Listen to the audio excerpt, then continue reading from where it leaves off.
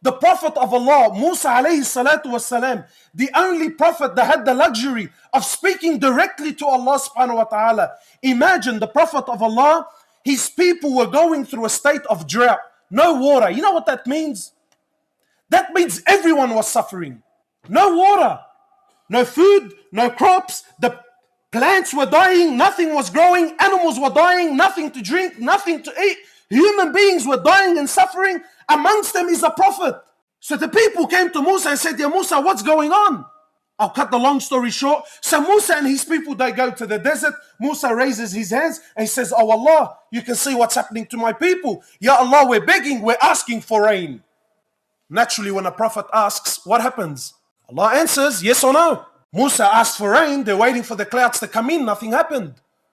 Forgive me, these are my own interpretations. I'm making it clear, these are my own interpretations. These are I have this problem. Whenever I read, these thoughts go through my mind. I'm thinking, wow, imagine being a prophet at that moment. My people who already their iman is with the wind, going and coming, right? True. Allah subhanahu wa ta'ala again and again, Banu Israel were the worst. Yes? And imagine the pressure he was under. My people are turning to me, they're waiting for the response. I'm a prophet of Allah.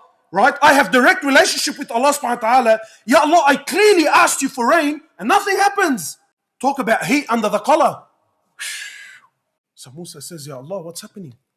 I asked for rain and no rain. Now listen to what Allah says. He says, Ya Musa, from amongst your people there is one sinner. One. How many sinners are in our towns? How many of our Muslims don't pray? How many of our sisters are still unscarved? How many of our elders still cannot read Fatiha properly?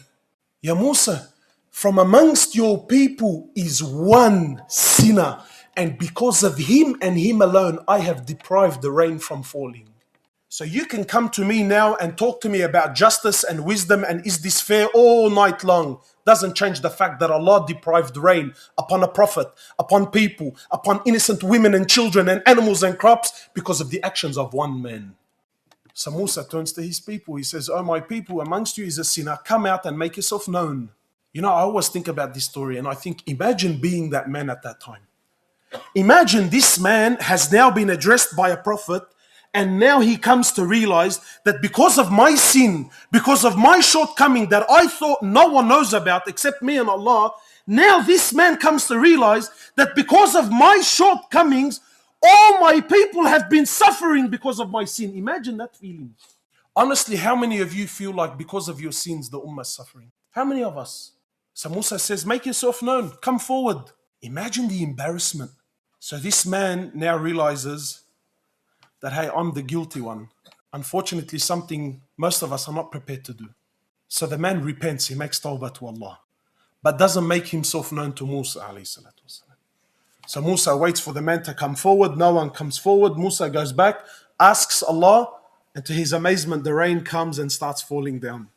So yes, of course, Musa's happy the rain is there, but now he's baffled. It's ajib.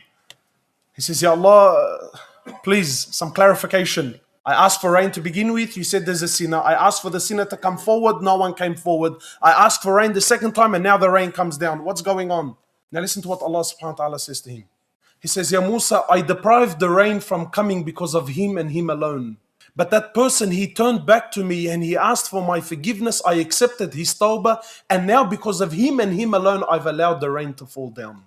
So Musa is now interested. He says, Oh Allah, tell me who this man is. Allah subhanahu wa ta'ala says to Musa, he says, Ya Musa, I didn't expose him when he was a sinner. What makes you think I'm going to expose him now that he's repented and turned back to me? You see, when you and I sit there, oh wow, mashallah, subhanallah, what a lovely story. The rain came down and everything worked out at the end and happily ever, everyone lived happily ever after. Yeah, and thanks for coming. You know what's the amazing part of this story? Is not the fact that Allah allowed the rain to come. You know what I find is interesting? What I find interesting is this man that was man enough to admit, was man enough to stand up and say, hey, I am in the wrong.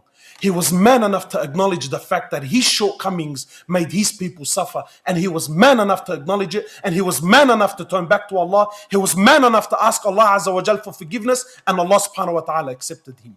A quality that most of us fail in. Where are those that are prepared to stand up and say, hey, you know what's happening around the world? It's because of people like me. It's because of my shortcomings. It's because of my lack of deen. It's because of my sins at night. It's because of my long tongue that I can't keep shut. It's because of my eyes that I can't keep down. It's because of my actions. No, we point the finger at anyone and everyone except myself.